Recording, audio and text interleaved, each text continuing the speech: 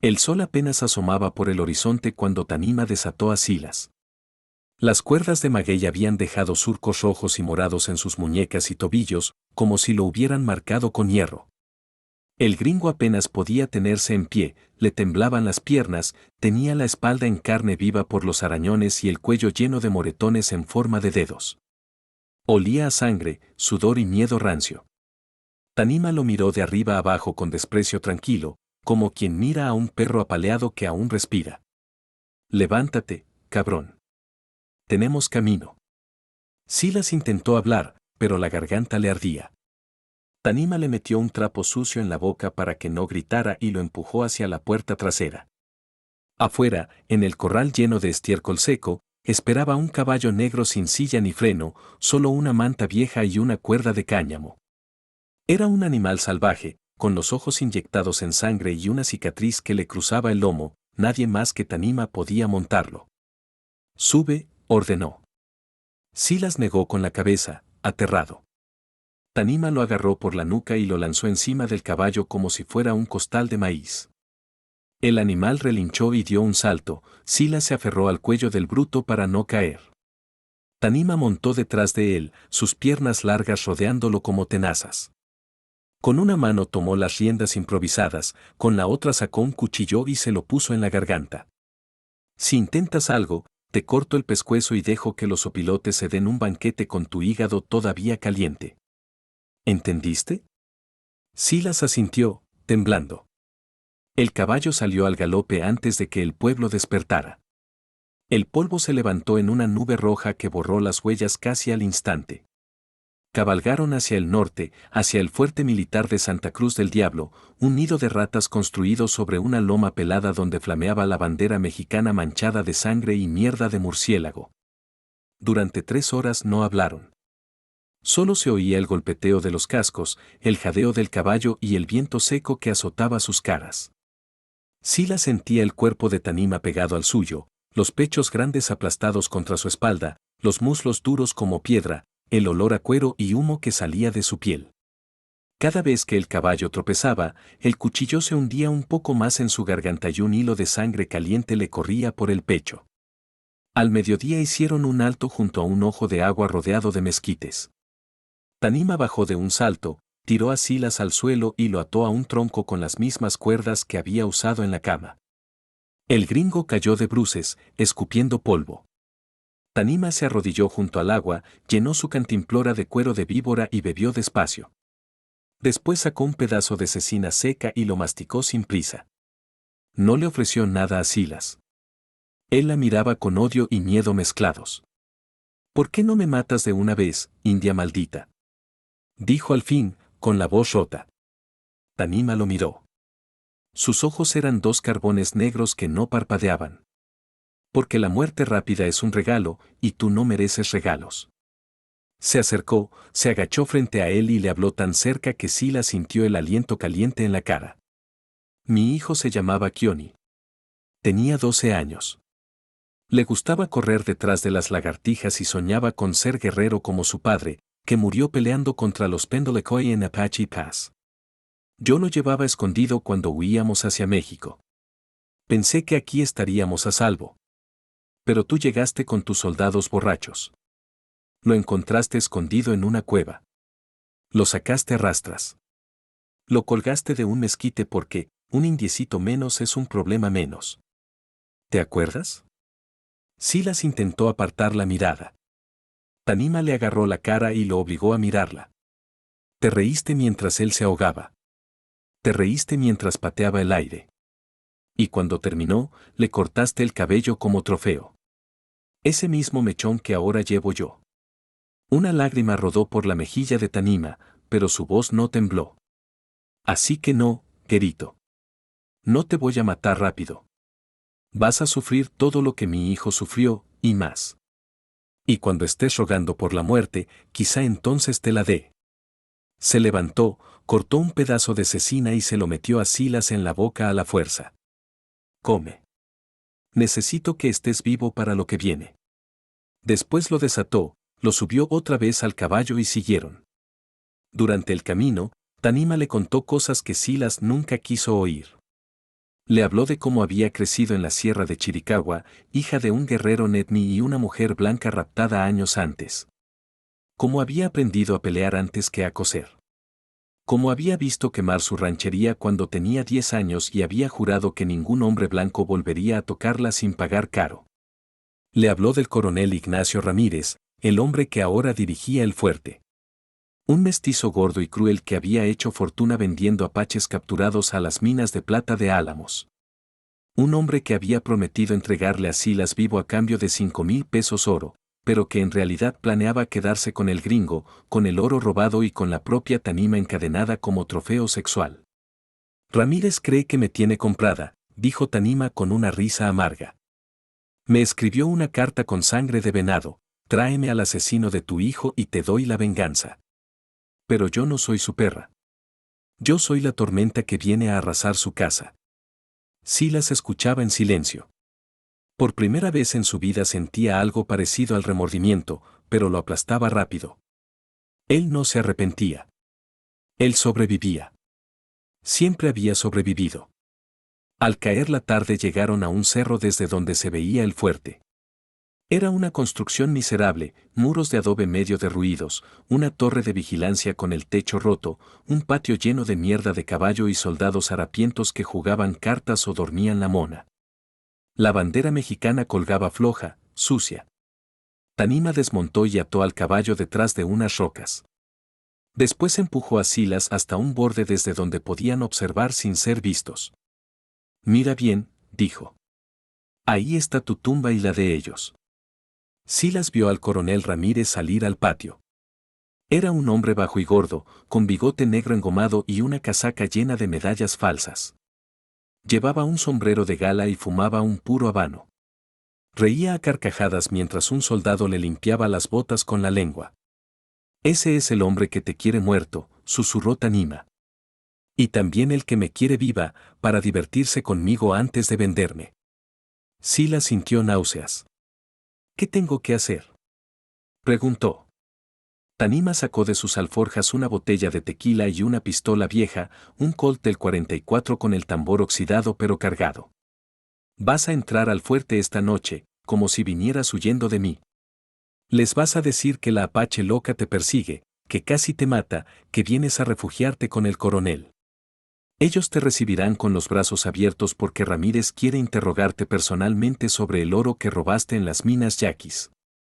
Cuando estés frente a él, le vas a meter una bala en la cabeza. Después sales corriendo. Yo estaré esperando afuera con mi gente. ¿Tu gente? Tanima sonrió. Fue la primera vez que Silas vio algo parecido a una sonrisa verdadera en su rostro. Los que nunca se rindieron. Los que todavía cortan cabelleras y beben la sangre de sus enemigos. Los bronco-apaches que Ramírez cree que ya domesticó. Esta noche el fuerte arde hasta los cimientos. Silas tragó saliva. ¿Y si me matan antes? Entonces moriste como el cobarde que eres. Pero si cumples, quizá, solo quizá, te deje vivir lo suficiente para que veas cómo corto el corazón del coronel y lo echo a los perros. Le entregó la pistola y la botella. Bebe. Te va a hacer falta valor. Y recuerda, si intentas traicionarme, te encontraré. No importa dónde te escondas. Te encontraré y te despellejaré vivo, empezando por los huevos. Silas tomó la botella con manos temblorosas y bebió hasta que le quemó el pecho. El tequila sabía a muerte. Cuando la luna se levantó, redonda y roja como una herida abierta, Tanima lo empujó cerro abajo. Camina, guerito. Tu hora llegó. Silas avanzó tambaleándose por el sendero, con la pistola escondida bajo la camisa y el miedo royéndole las entrañas. Cada paso era más pesado que el anterior.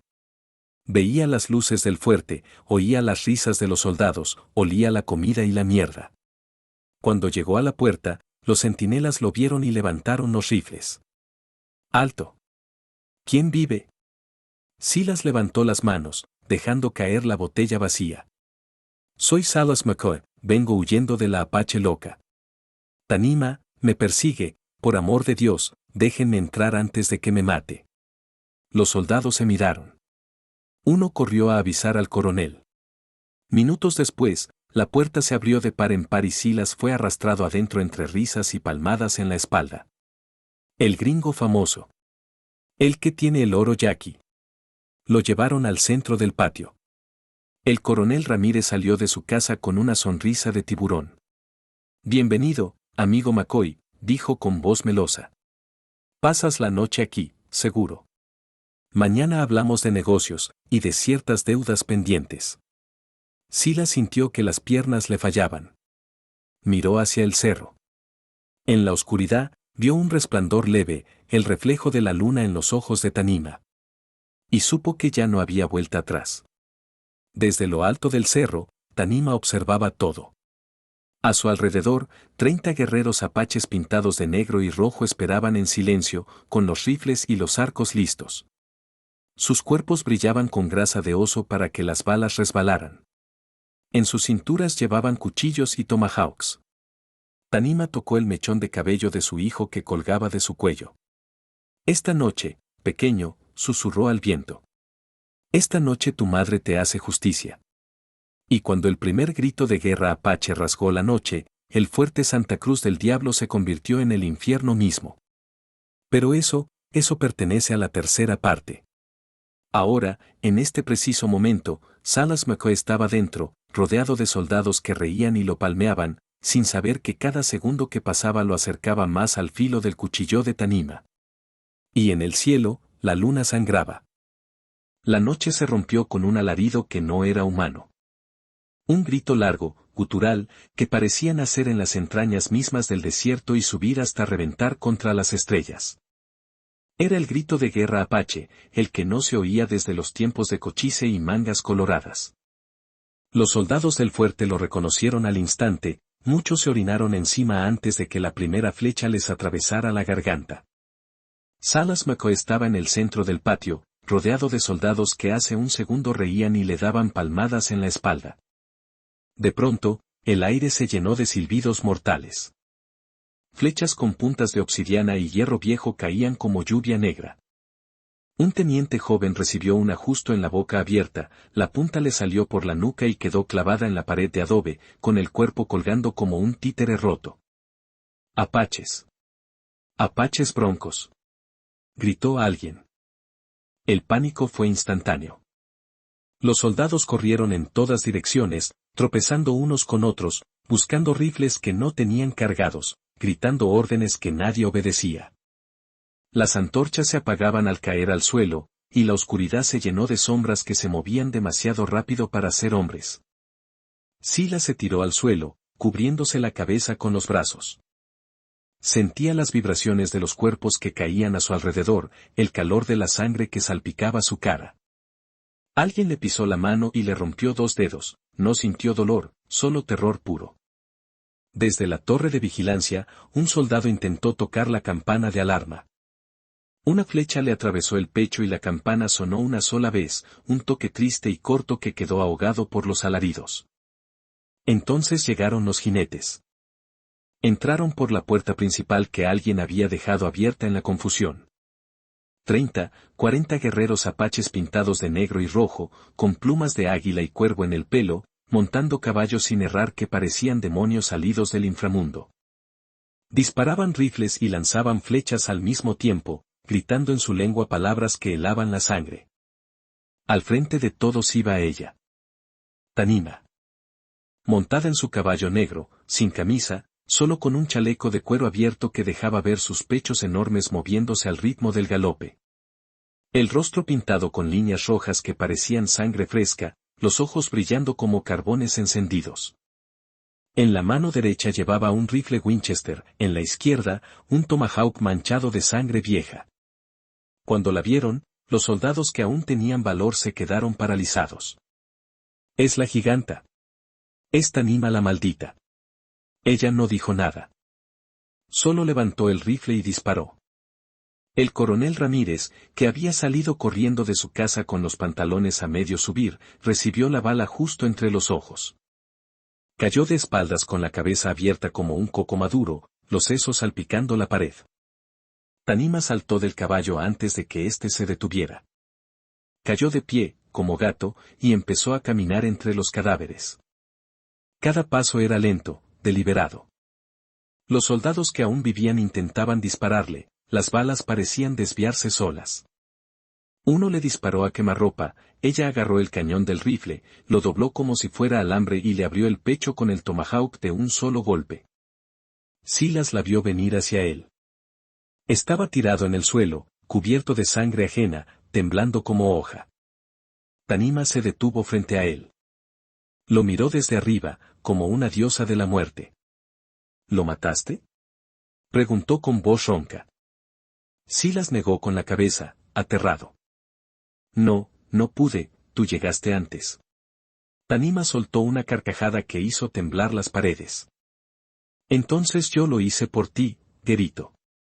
Se agachó, lo agarró por el pelo y lo levantó como si no pesara nada.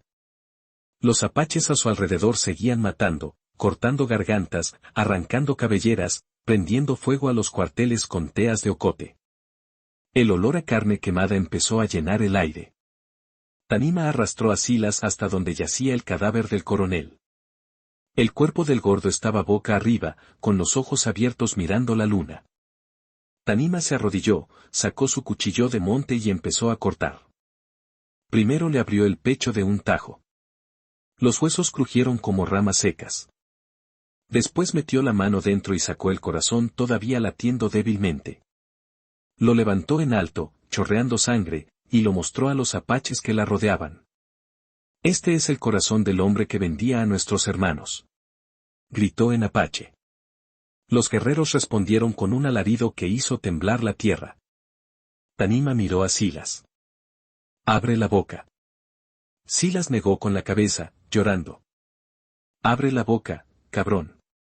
Le apretó la mandíbula hasta que los huesos crujieron. Silas abrió la boca gritando. Tanima le metió el corazón del coronel dentro, empujándolo con los dedos hasta que casi se ahoga. Traga, ordenó. Silas vomitó. El corazón cayó al suelo, todavía palpitando. Tanima lo levantó otra vez y se lo volvió a meter, esta vez más profundo. Traga o te corto la lengua. Silas tragó. Sintió el sabor metálico de la sangre, la textura blanda de la carne cruda. Vomitó otra vez, pero esta vez el corazón se quedó dentro. Tanima lo soltó. Silas cayó de rodillas, escupiendo sangre y bilis. Ahora llevas dentro de ti al hombre que te quería muerto, dijo ella. Que te recuerde cada día que sigas vivo lo que cuesta traicionar a los míos. Alrededor, el fuerte ardía. Los cuarteles eran hogueras. Los soldados que no habían muerto a flechazos o balazos corrían envueltos en llamas, gritando como almas en pena. Los apaches los alcanzaban y los remataban a tomahawkazos. Una mujer salió corriendo de una casa, una mestiza joven que era la cocinera del fuerte. Llevaba un niño en brazos. Un guerrero la alcanzó y levantó el tomahawk. Tanima gritó una sola palabra en apache. El guerrero se detuvo. Tanima caminó hacia la mujer. La miró a los ojos. Vete, dijo en español. Lleva al niño y vete lejos. Hoy no mueren mujeres ni niños. La mujer la miró con terror y gratitud a la vez. Corrió hacia la puerta, desapareciendo en la noche. Silas, todavía de rodillas, vio cómo Tanima se acercaba a un soldado herido que intentaba arrastrarse. El hombre levantó la mano suplicante. Por favor, tengo familia. Tanima se agachó.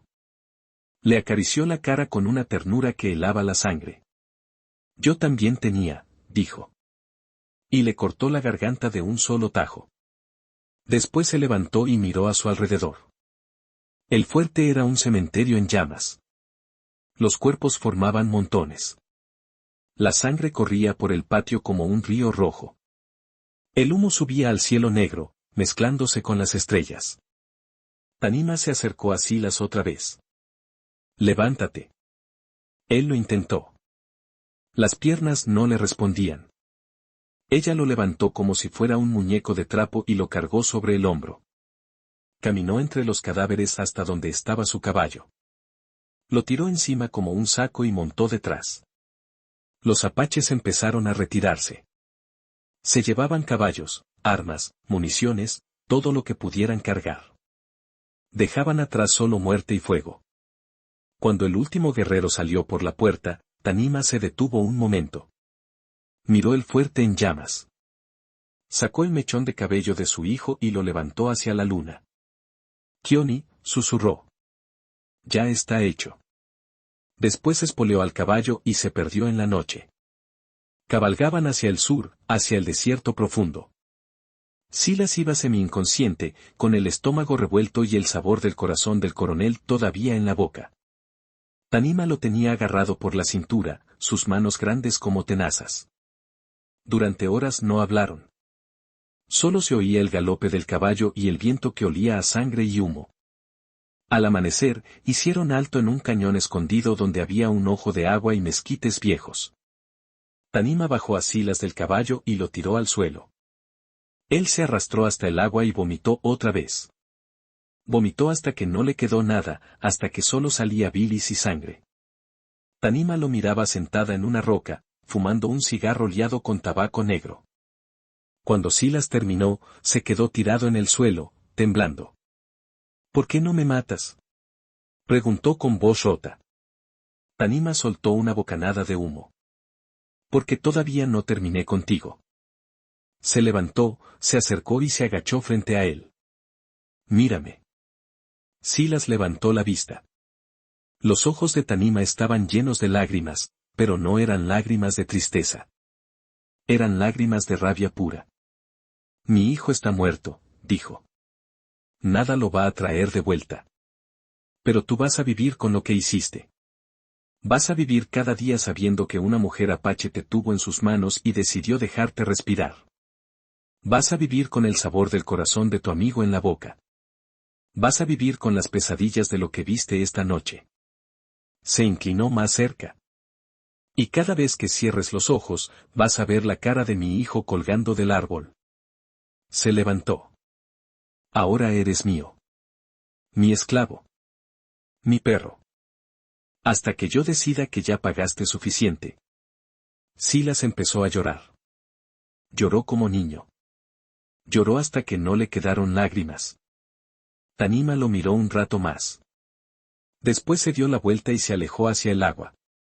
Y en el silencio del cañón, mientras el sol subía y quemaba la tierra, Salas McCoy entendió por fin lo que era el infierno de verdad. No eran las llamas del fuerte. Era vivir. Vivir sabiendo que nunca más sería libre. 3 meses después, en la ciudad de Hermosillo, el calor de abril era un martillo que aplastaba las calles. El polvo se pegaba a la piel como arena mojada y el aire olía a cuero caliente, tequila derramado y flores de bugambilla quemadas por el sol. En la calle del Burdel de las 7 Rosas, la más famosa y la más cara de todo Sonora, una mujer alta entró por la puerta principal sin pedir permiso. Medía casi 2 metros, tenía los hombros anchos y los brazos marcados por cicatrices viejas y nuevas. Vestía pantalón de hombre, botas rotas y una camisa de manta abierta hasta el ombligo que dejaba ver un vientre ya abultado, redondo como media luna. El pelo negro, trenzado con plumas de cuervo y un trozo de cuero que parecía cabellera humana, le caía hasta la cintura. En la cadera derecha llevaba un cuchillo de monte, en la izquierda, un Colt del 44 con la culata gastada. La madama, doña Chayo, una mujer gorda y enjollada que había visto de todo en 40 años de negocio, se quedó con la boca abierta. Buenas tardes, dijo la apache con voz que parecía salir de una cueva. Busco trabajo. Doña Chayo parpadeó varias veces, como si estuviera viendo un fantasma. ¿Tú? ¿Trabajo aquí? Tanima bajó la mirada hasta su vientre. Lo acarició con una mano enorme. Necesito techo. Necesito comida. Y este niño que viene no va a esperar a que el desierto me dé nada gratis. Las putas que estaban en el salón se apartaron, formando un círculo de miedo y curiosidad. Algunas la reconocieron. Era la misma que había quemado el fuerte de Santa Cruz del Diablo. La misma que decían había comido el corazón del coronel Ramírez delante de 20 testigos. La misma que nadie había vuelto a ver, hasta ahora. Doña Chayo se recuperó rápido. Los negocios son los negocios. ¿Cuánto pides? 1/4 para mí sola. Comida 3 veces al día. Y que nadie me toque si no quiero. La madama soltó una carcajada que hizo temblar sus 3 papadas. Niña, con esa cara y ese cuerpo te van a pagar lo que pidas. Pero con esa panza, los hombres quieren carne fresca, no carne a punto de parir. Tanima se acercó un paso. Su sombra cubrió a la madama como una nube de tormenta. Entonces les doy otra cosa, dijo. Les doy miedo. Y hay hombres que pagan más por tener miedo que por tener placer. Doña Chayo tragó saliva. Vio en los ojos del apache algo que no se compra ni se vende, la muerte en persona. Trato hecho, dijo rápido. El cuarto del fondo es tuyo. El que tiene ventana al patio de los naranjos. Tanima asintió. Subió las escaleras sin mirar atrás. El suelo crujía bajo sus pies como si tuviera miedo de ella. En el cuarto se quitó la camisa. Se quedó desnuda frente al espejo roto que colgaba de la pared. Su cuerpo era un mapa de guerra, cicatrices de bala, de cuchillo, de fuego. Los pechos seguían grandes, pesados, con venas azules marcadas. El vientre estaba tenso, la piel brillosa, el ombligo salido como un botón oscuro. Dentro, el niño pateaba fuerte, como si ya quisiera salir a pelear. Tanima se tocó la marca que tenía entre las piernas, una cruz apache quemada con hierro al rojo. La marca que le había hecho a Salas McCall la noche que lo tuvo atado en la cantina. La misma noche que lo dejó vivo, y que la dejó preñada. Porque sí. El niño era de él. El gringo cobarde, el asesino de su hijo Keone, el hombre que ella había usado como herramienta de venganza y después como perro, había dejado una semilla dentro de ella. Durante semanas después del ataque al fuerte, Tanima lo había llevado encadenado. Lo hacía dormir afuera, atado a un mezquite como los perros. Lo obligaba a comer sobras. Lo golpeaba cuando quería. Y por las noches, cuando la rabia y el vacío eran demasiado grandes, lo montaba como a un animal, sin ternura, sin palabras, solo para sentir que todavía estaba viva. Silas nunca se quejó. Había perdido la voz. Había perdido la voluntad. Era un cascarón con ojos muertos. Una noche, junto a una fogata en la Sierra del Pinacate, Tanima lo desató por primera vez en 2 meses. Le dio un cuchillo y una cantimplora con agua. Vete, le dijo. Ya pagaste. Silas la miró sin entender. ¿Me dejas libre? Tanima asintió. Llévate tu vida. Es lo único que te queda. Silas se levantó tambaleante. Dio 3 pasos. Luego se volvió. ¿Por qué? Preguntó con voz rota. Después de todo, ¿por qué no me matas? Tanima miró el fuego largo rato. Porque la muerte es fácil, dijo al fin. Vivir con lo que hiciste, eso es lo difícil. Silas lloró. Cayó de rodillas y lloró como niño. Tanima lo miró con algo que podría haber sido lástima si ella todavía supiera lo que era eso. Vete antes de que cambie de idea. Silas se fue. Caminó hacia el norte, hacia la frontera, sin mirar atrás. Nunca más se supo de él. Algunos dicen que se ahorcó en un pueblo de Arizona. Otros que se volvió loco y vaga todavía por el desierto hablando solo. Nadie lo sabe con certeza. Tanima se quedó sola. Y una mañana, cuando el sol apenas calentaba, sintió la primera patada dentro de su vientre. Supo enseguida de quién era. Y por primera vez en años, lloró. No de rabia. No de dolor. Lloró porque dentro de ella crecía algo que era mitad su sangre y mitad la sangre del hombre que mató a su hijo. Lloró porque no sabía si odiarlo o amarlo. Y decidió que lo criaría igual. Que sería fuerte. Que sería guerrero. Que llevaría en las venas la venganza y el perdón al mismo tiempo. Que sería la prueba de que hasta en la peor tierra puede crecer algo nuevo. En el burdel de Hermosillo, Tanima empezó a trabajar de verdad. No como las otras. Ella no se acostaba con cualquiera. Los hombres que querían estar con ella tenían que pagar el triple. Y tenían que aceptar las reglas, no se la tocaba sin permiso. No se la miraba a los ojos más de 3 segundos. Y si ella decía basta, se acababa aunque hubieran pagado por toda la noche. Al principio muchos se rieron. Luego vieron cómo dejó sin dientes a un capitán de rurales que intentó forzarla. Y cómo cortó la oreja a un hacendado que la llamó India sucia.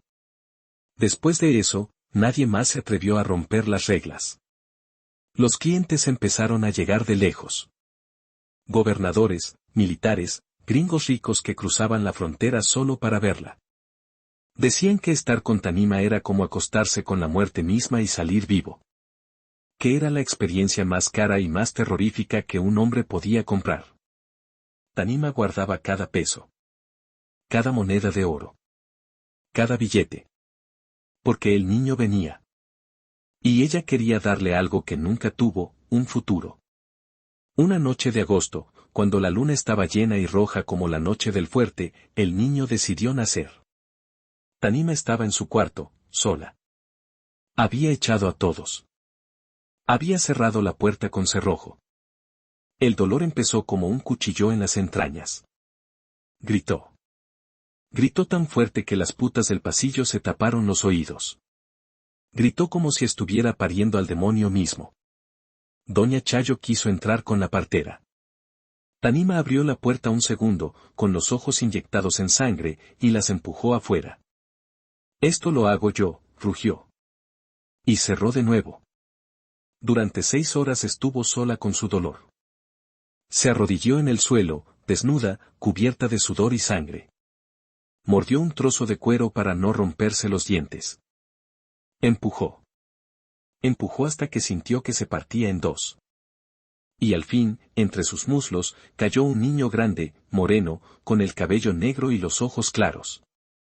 Claros como los de Salas McCaw. Tanima lo levantó con manos temblorosas. Lo miró. El niño no lloró. Solo la miró. Y en esa mirada había algo antiguo. Algo que había visto demasiadas cosas. Tanima lo acercó al pecho. El niño tomó el pezón con fuerza, como si tuviera hambre de siglos. Y entonces, por primera vez desde que Kioni murió, Tanima sonrió. Una sonrisa pequeña. Una sonrisa cansada. Pero sonrisa al fin. Te vas a llamar Nantan, susurró. ¿Qué significa portavoz? Porque tú vas a hablar por los que ya no tienen voz. Afuera, en el patio de los naranjos, una lechuza cantó 3 veces. Y en el desierto, muy lejos, un hombre que ya no tenía nombre levantó la cabeza hacia la luna y sintió, sin saber por qué, que algo había terminado. Y que algo nuevo acababa de empezar. En el burdel de las 7 rosas, la apache gigante se acostó con su hijo en el pecho y durmió por primera vez en años sin soñar con sangre. Y así terminó la historia de Tanima y Salas McCaw. Pero comenzó la leyenda de Nantan, el niño que llevaba en las venas la venganza y el perdón. El niño que crecería para ser más grande que su madre. El niño que un día haría temblar la frontera entera. Pero eso es otra historia. Y todavía no ha terminado.